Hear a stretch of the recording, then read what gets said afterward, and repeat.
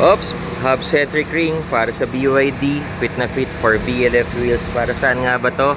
Bali, hub-centric rings, ang purpose nito para mag-fit yung gap between the wheel and dito sa mismong yan, sa kotse. So, hub-centric ring, kung sisilipin natin yung likod, yan, kung sisilipin natin yung likod, etong butas na to saka doon, hindi siya fit, hindi siya perfect fit. So, if you put this, yung hub-centric ring, ito yung purpose niya na yung huwag ka gumulong mag-isa. Yan. So, yun yung purpose niya para mawawala yung gap niya in between the hub ng wheel saka ng kotse. Yan. So, this reduces yung vibration masalo at high speed, especially mga BYD, di ba? Mabibilis yan. So, ito yung kailangan natin para mas reduce yung vibration pag mabilis. Okay, so available dito at RF Wheels. Again, hindi lahat ng hub-centric ring pare-pares ang fit. Iba-iba po siya.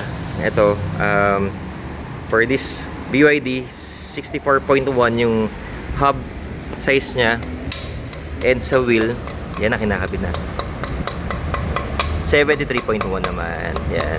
Tingnan nyo, kaya kailangan pukpukin kasi talagang tight fit siya. No gap, zero gap siya. High grade alloy yung ating hub-centric ring. Again, di lahat meron.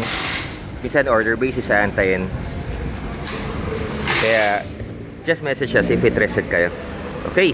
So, kakatapos na namin lagyan ng caliper, ng ano pala, paint sa calipers niya. And kakabit na natin yung BLF wheels niya.